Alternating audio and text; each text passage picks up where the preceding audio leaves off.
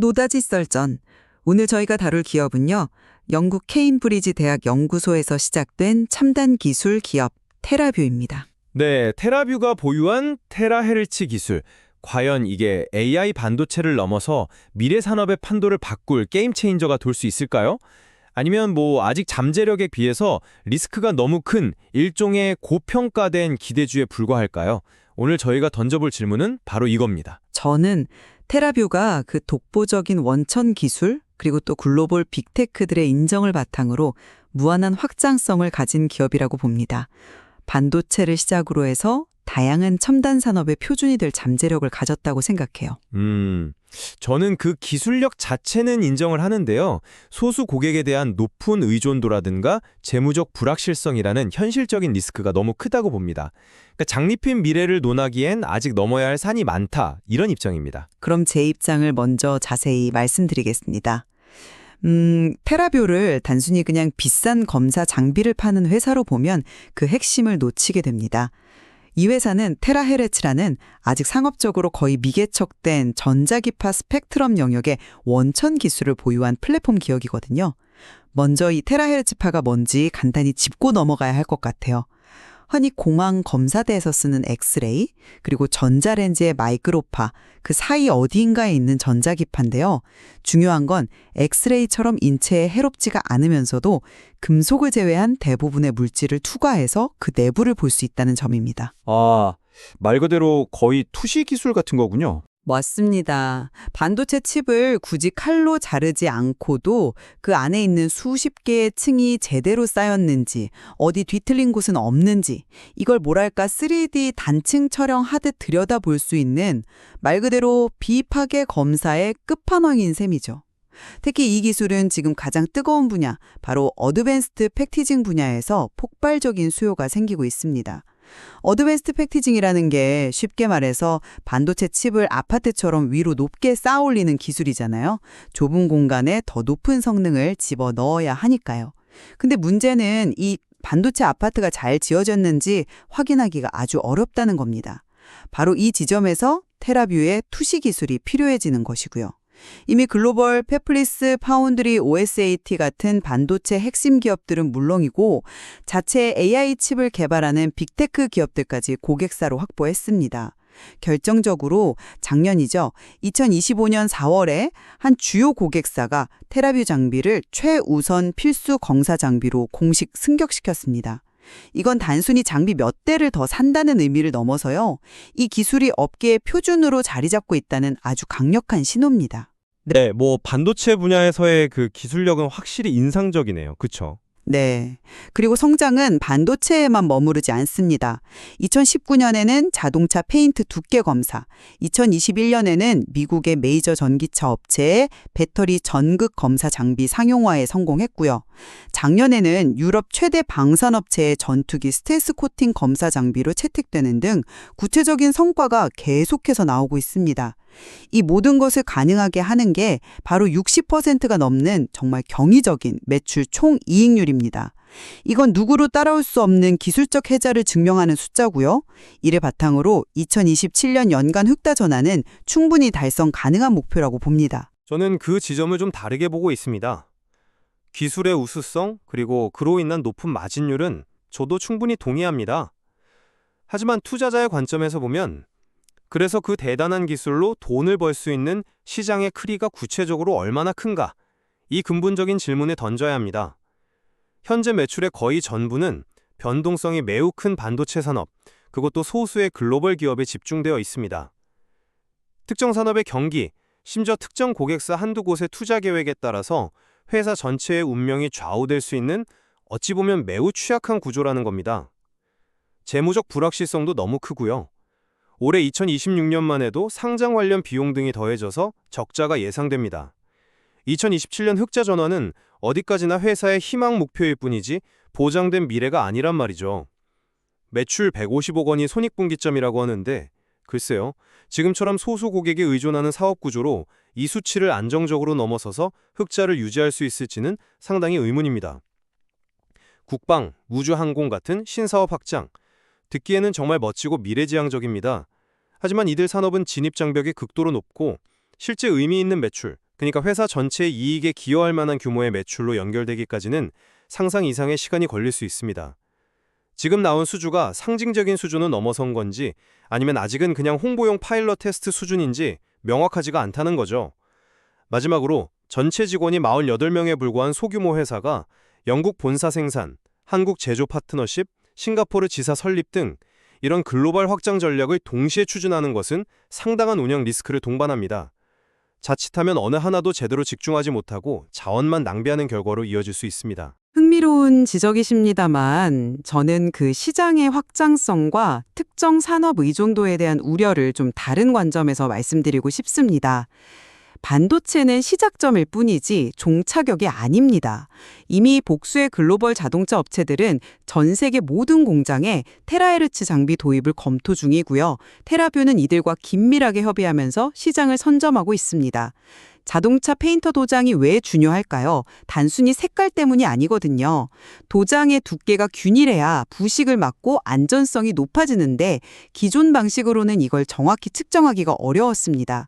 테라뷰 기술은 페인트 층 내부를 들여다보면서 마이크로미터 단위로 균일성을 확인할 수 있게 해줍니다.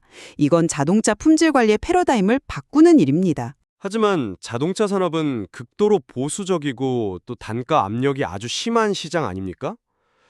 테라뷰의 그 고가 장비가 과연 전 세계 수백, 수천 개의 공정에 표준으로 깔릴 수 있을까요?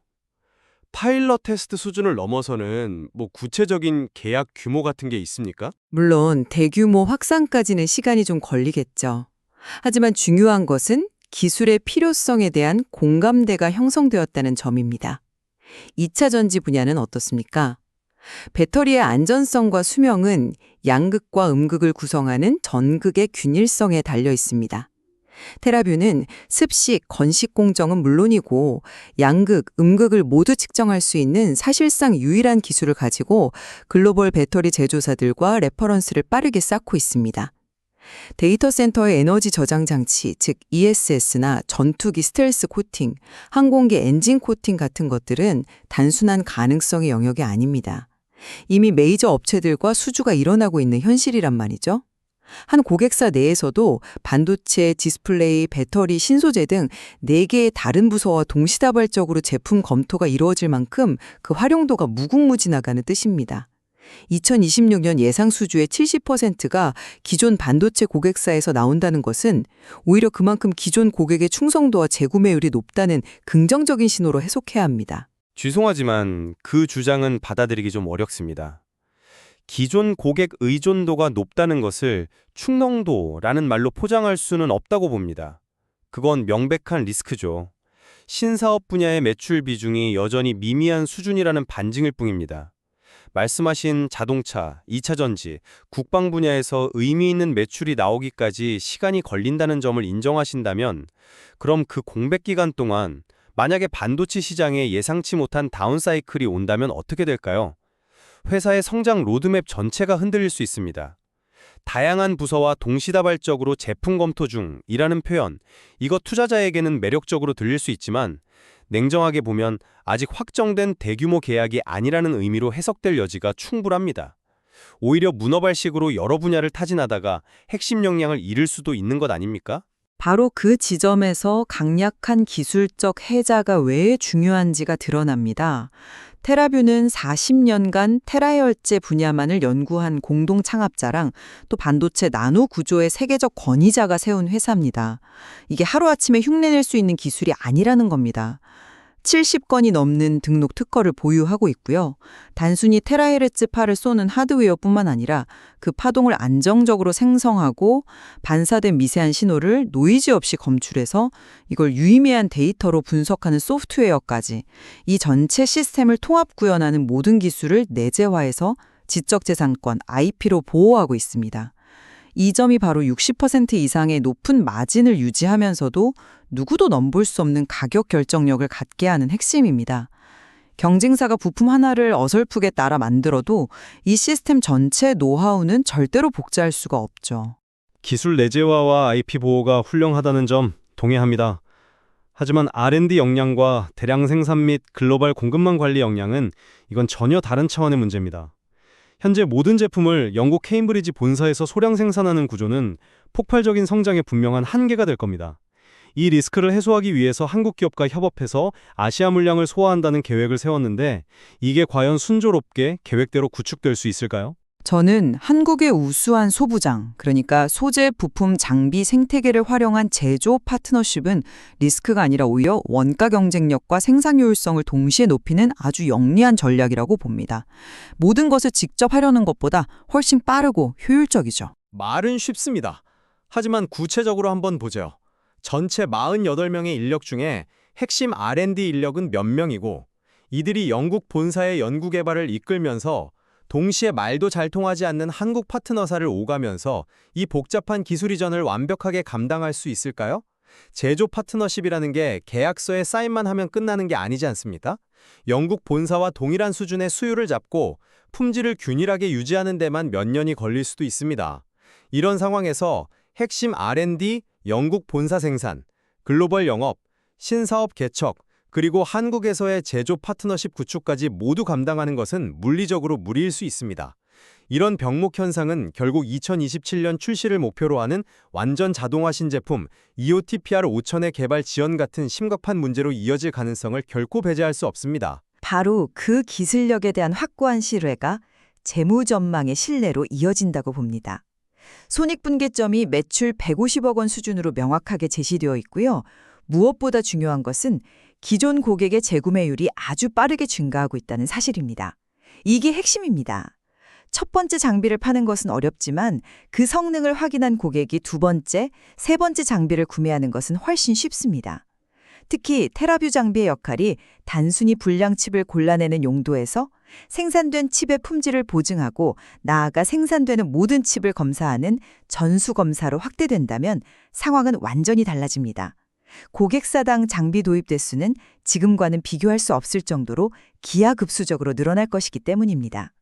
이미 주요 고객사들과 각 생산 라인 공정별로 추가 수주 논의가 구체적으로 진행 중이고요. 여기에 앞서 말씀드린 자동차, 배터리 같은 신규 산업 매출이 더해진다면 2027년 흑자 전환은 오히려 보수적인 전망일 수 있습니다. 글쎄요, 그건 좀 희망적인 전망에 기댄 해석이라고 봅니다. 2026년, 올해는 상장 비용까지 더해져서 적자가 불가피하다고 회사 스스로 밝혔습니다. 보고서에 나오는 의미 있게 증가할 것, 추가 수주 기대 같은 표현들은 아직 숫자로 증명되지 않은 기대감에 가깝습니다.